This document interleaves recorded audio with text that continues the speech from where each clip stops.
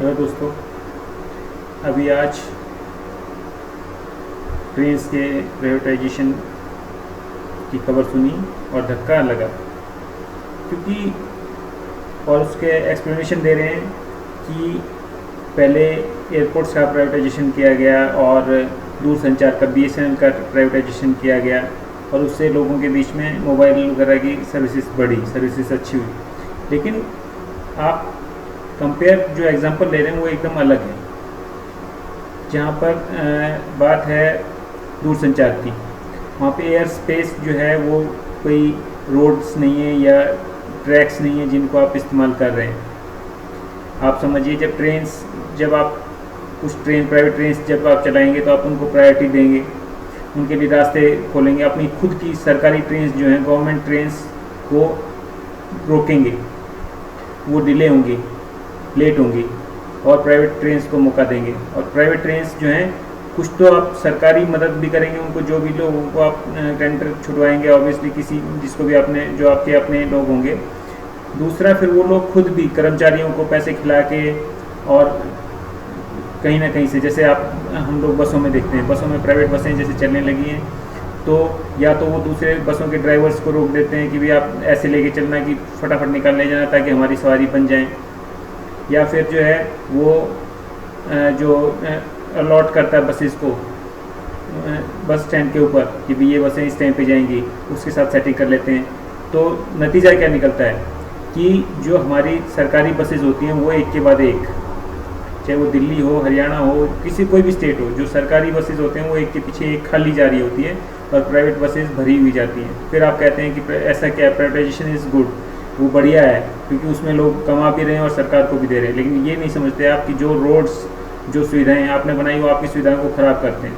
तो जो basic services हैं, जैसे बसेस हो गई, ट्रेन्स हो गई, या जैसे कोल माइनिंग जो है वो भी आपने जब खोला, वो एक बेसिक सर्विसेज हैं। तो ऐसी चीज़ों को आप जो प्राइवेटाइज करते हैं तो वो देश के हित में नहीं है।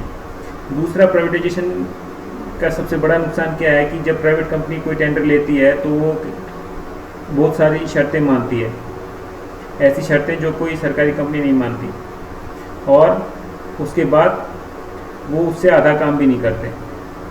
शर्तें मानते हैं, लिखित में मानते हैं, लेकिन सब जगह पर पैसा खिलाते हैं और वो उसकी आधी शर्तें भी नहीं मानते, चौथाई शर्तें भी नहीं मानते, हर जगह पर पैसा खिलाते हैं और कमाई करते हैं। तो नेट जो रिज़ल्ट आता है, जो प्राइवेटाइजेशन जिसके लिए आप कर रहे हैं कि सर्विसेज बढ़ें, वो सर्विसेज नहीं बढ़ पाती और हर जगह पर उस सर्विसेज को अपने मुनाफे को मेन सेंटर में डाल के और सर्विसेज को नकार के किया जाता है। छोटे छोटे टेंडरों में भी ऐसा ही होता है कि लोग जो है कोई भी चीज़ की मेंटेनेंस का, हॉस्पिटल्स हैं, जो दिल्ली में हॉस्पिटल देखिएगा, उनके जो मशीन मेंटेनेंस वाले लोग हैं वो टेंडर्स तो ले लेते हैं, लेकिन आपको जान के दुख होगा कि सरकारी हॉस्पिटल्स में, अच्छे हॉस्पिटल्स के अंदर मशीनों की रिपेयर नहीं होती है। RML हॉस्पिटल के अंदर जो दांतों के डॉक्टर्स हैं उनकी मशीनें ज़्यादातर ख़राब रहती हैं और वो डेट्स पोस्टपोन करते रहते हैं। ऐसे ही इधर जो है यहाँ पे है बीच में पड़ता है, अभी मैं दूसरा भी नाम ध्यान नहीं रहा, तुलाराम हॉस्पिटल, उसमें भी यही हाल है। तो इसी तरह से और दूसरे हॉस्पिटल में भी, ये तो मैंने देखे हुए हॉस्पिटल बताए, लेकिन जो भी दूसरे गवर्नमेंट हॉस्पिटल्स हैं, जो भी उनके मशीन्स के रिपेयर का ठेका लेता है वो रिपेयर नहीं करता है, और वो बशर्ते जो सिस्टम है, चेकिंग सिस्टम है, उसमें पैसे खिलाता है और काम सही करता है। तो जो पर्पज़ है मेन जो प्राइवेटाइजेशन का, जो आप कह रहे हैं कि जवाबदेही बढ़ जाती है, वो चीज़ बिल्कुल भी नहीं होती है और सर्विसेज घट जाती हैं।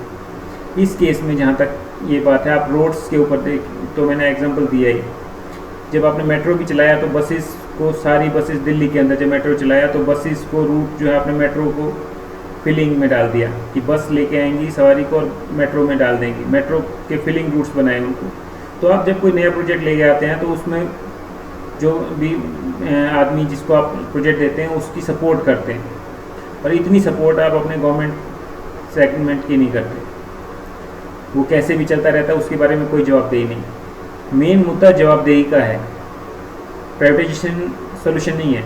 इंदिरा गांधी जी ने 1972 में कोल इंडस्ट्री को नेशनलाइज किया था और 2014 में आपने उसको प्राइवेटाइज कर दिया।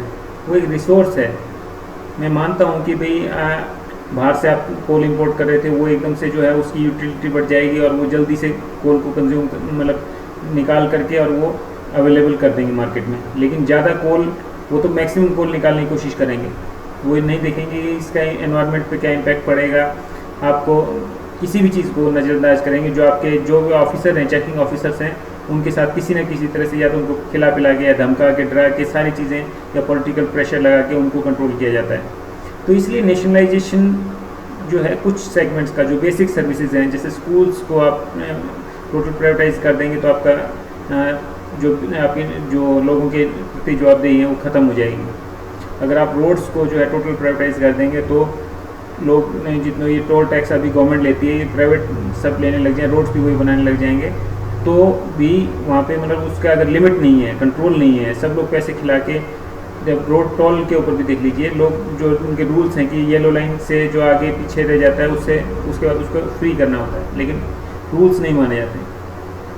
तो ये जो कमजोरी है ना कि जवाबदेही किसी की नहीं है और रूल्स बहुत सारे होते हैं लेकिन उनको नहीं माना जाता है इस कंडीशन के तहत। और दूसरा, जो भी प्राइवेट सेगमेंट में आप ट्रेन्स लाएंगे उनको ही प्रायोरिटी दी जाएगी। पर्टिकुलर प्राइवेट ट्रेन्स के बारे में कह रहा हूँ, उनके लिए क्लियर रूट्स दिए जाएंगे और आपकी सरकार जो नॉर्मल ट्रेन्स हैं जो चल रही हैं अभी, सरकारी या पैसेंजर ट्रेन्स या एक्सप्रेस ट्रेन्स, ये साइड में खड़ी हुई वेट करती रहेंगी।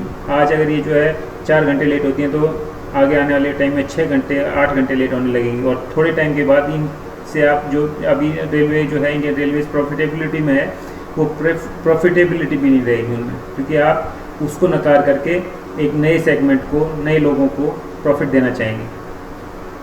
तो इस चीज़ को समझते हुए बिल्कुल भी प्राइवेटाइजेशन ऑफ रेलवे बिल्कुल भी अप्रिशिएट नहीं किया जा सकता। हाँ, उसमें अकाउंटेबिलिटी बढ़ाने की जरूरत है। लोग आपकी ना तो कोई शिकायत लेते हैं कहीं पे, किसी भी रेलवे में जो है आप देखिएगा रेलवे स्टेशन के ऊपर, और जो लेते हैं शिकायत उनके ऊपर कार्रवाई भी नहीं होती है। तो ये जो है अकाउंटेबिलिटी हर जगह पे बढ़ाने की जरूरत है, बजाय उसके कि उससे पल्ला झाड़ने की। इस चीज़ को समझने की जरूरत है। गवर्नमेंट जो है एफिशिएंसी नहीं इम्प्रूव कर रही है और ये एक मेन प्रॉब्लम है। जहाँ तक किसी भी बिज़नेस को रन करने के लिए कहते हैं कि बड़ा है तो बिगर साइज मैटर्स, और इसीलिए बड़ी बड़ी कंपनीज जो हैं रिटेल सेक्टर में हर चीज़ में सब चीज़ों को मात देती जा रही हैं। लेकिन क्या कोई भी सेगमेंट, कोई भी इंडस्ट्रियलिस्ट गवर्नमेंट से बड़ा हो सकता है? तो गवर्नमेंट क्यों फेल कर जाती है हर जगह पर?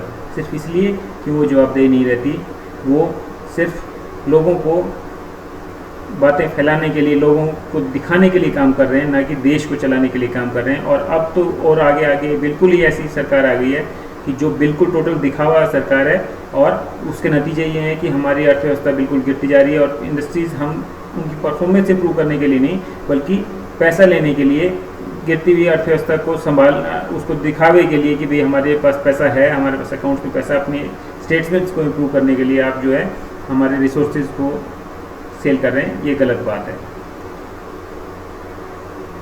जय हिंद, जय भारत का नारा सिर्फ बोलने से नहीं, हमारे देश के लिए सोचने की जरूरत है। आप भी इसे हमारा साथ दीजिए, और अगर आपको बात अच्छी लगे तो शेयर जरूर कीजिएगा। धन्यवाद।